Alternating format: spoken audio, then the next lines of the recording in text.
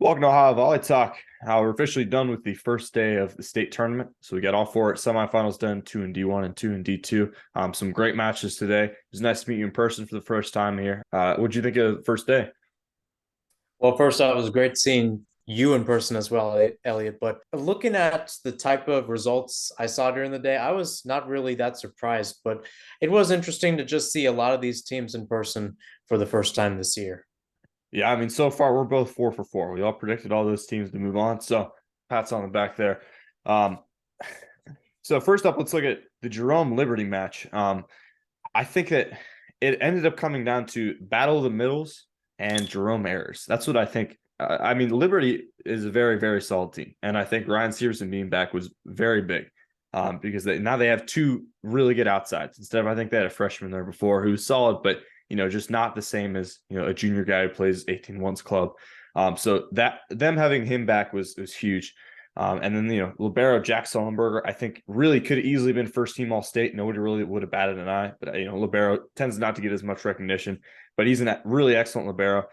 Jerome, I think it just came down to there were several times where there were just unforced errors. Like I remember one time, like no block, ball hit out of bounds. Like, man, like you can't do that. And it just happened.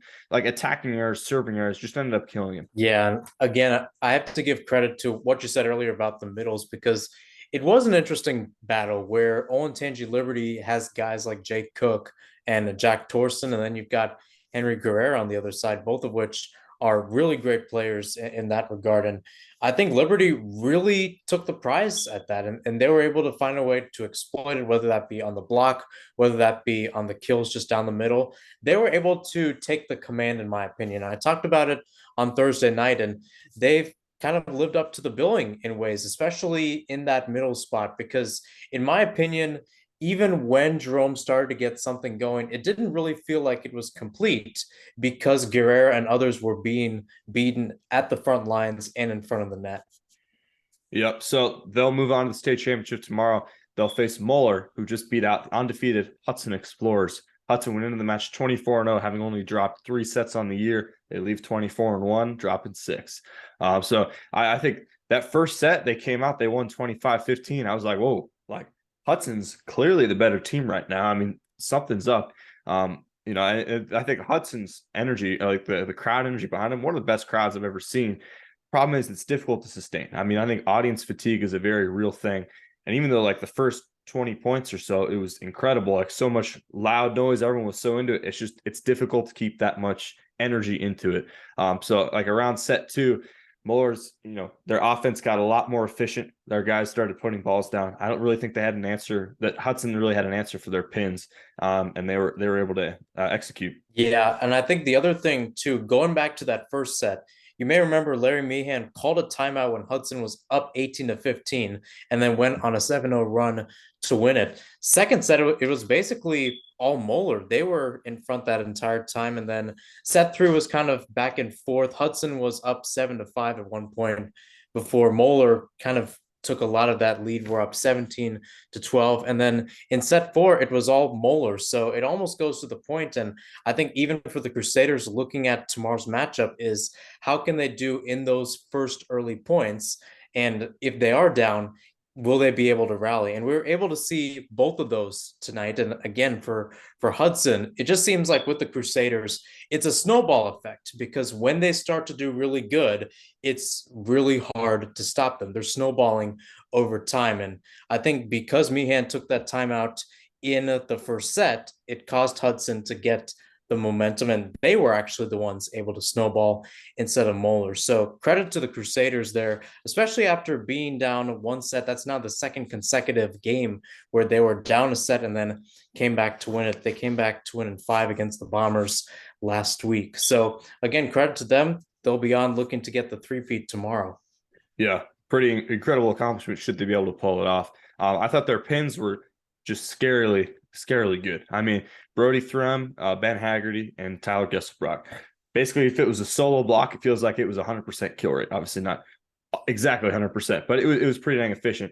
And the thing is, when the middle start to cheat over, obviously you have Will Patterson, 6'10", he's going to get some points. Even their MH2 is not a particularly tall guy in comparison to the rest of Muller's guys. There were sometimes he's getting no block because the middle was already cheating over to the pin, and it was just a free open net. So I think the key to stopping Mueller is keeping him out of system. And that's something that Liberty did really well in set one. There were a lot of serve receive balls that were well past the 10-foot line that Ben Markham had one option to go to. And then, Hudson's able to get a double block on it. And it's much harder to execute that way. But I think Mueller, if they are able to stay in system, they're going to be a really tough team to beat. I would say I give them the edge in offense, which is crazy to think because Liberty is such a great offensive team. And I'd say Liberty's probably the better defensive team, specifically in the back row with their libero. I think the mental element for Hudson of you win 24 straight matches, you only have one 5-setter. It's difficult to, when you walk into a team like Mueller and you feel like you're, like this might be the game we lose. I think that the mental aspect caught up with them in the end. But, we'll see Liberty and Mueller tomorrow. I still have Mueller winning the state championship. Yeah, I'd have to agree with you. And it almost goes to the point what you were saying before, where you take guys like Ben Haggerty, Will Patterson, and Tyler Gesselbrock. This is a team that I think more than Patterson and Haggerty, when Tyler Gesselbrock was really in his zone, when he was the one commanding the offense and getting those kills, I think that's where we saw Mueller at their best because he was pretty quiet in that first set. And then second set and third set, he's really started to wake up, and Mueller were able to get substantial wins in both of those two sets. So again, Patterson and Haggerty have been at the stage before, along with Gesselbrock, and all three of them have done well. But it's an interesting tandem, in my opinion, where yes, that offense is the one that, in my opinion, will go win the game. And I think on the other side too, you have to give credit to some extent to Mueller's defense because we remember what Brandon Wong did last year in the state championship against Elder, which was a crazy match unto itself. And now Brandon's younger brother, Tyler, a freshman, is the starting libero. Tyler did pretty decent today as well. So it would be interesting to see what we see from him. But in my opinion, I think he follows in his brother's footsteps and the Crusaders get the three-peat. Yep. So you got Mueller winning over Liberty tomorrow? Yep. All right, then. So then after that, we had St. Vincent St. Mary play Archbishop McNicholas. I was actually very surprised by how well McNicholas did. First two sets were 25-23 in favor of St. Vincent St. Mary. But it's really mind-boggling to me that the Rockets dropped 10 matches. They played mostly D2 teams. I don't know how that really happened because they really looked really solid. And St. Vincent St. Mary has been the number 2 team all year. I think deservedly so. I thought they executed well on offense. I thought they were really scrappy. Just a couple points didn't go their way, and the Irish are moving on. For me, I think I was thinking back to the close parts, especially earlier on that set. And my biggest question was, when are we going to start seeing St. Vincent St. Mary in that second gear? Or rather, they start to settle into the match, and they were able to get the last 3 points in that set one. Remember, they called a timeout. Logan Jennings called a timeout. The Irish were down 23-22. They get the next 3 points, and they're able to pull off the victory. I would also say a little bit in terms of McNick's play. You have to give credit to guys like Gavin Gerhard, who sometimes he would just get a free ball or he's getting a roll shot, and it just happens to settle right in the back row or right in the corner. So yeah. McNick, to some extent, got a little bit lucky on those shots, but it also doesn't credit, or rather, it doesn't talk about how they have played this year. They've done a great job, especially in this playoff run against the St. Vincent St. Mary's side that, in my opinion, when you look at a lot of the middles and the outsides, they were having a lot of great jumps, a lot of great verticals to the ball. And every time I saw them, and we saw them warm up, and we were saying, if they do this, it's going to be an easy victory. But McNick on the other side, they had a great defense and they had a great answer as well. They just couldn't get the final product forward. And again, St. Vincent St. Mary's got the first and second by 2, and then the third set was more in their favor. But credit to the Irish for what they've done. And more importantly, it's going to be a very interesting battle at the net between them and DeSales, who beat Independence earlier today. It would be very interesting to see how that one goes, especially at the net. Yeah. So you talk about that DeSales team, a lot of height. Setter, 6'7", 6'8", something like that. We've got Evan Aldhouse. We've got Zane Patterson in the middle, all really tall guys.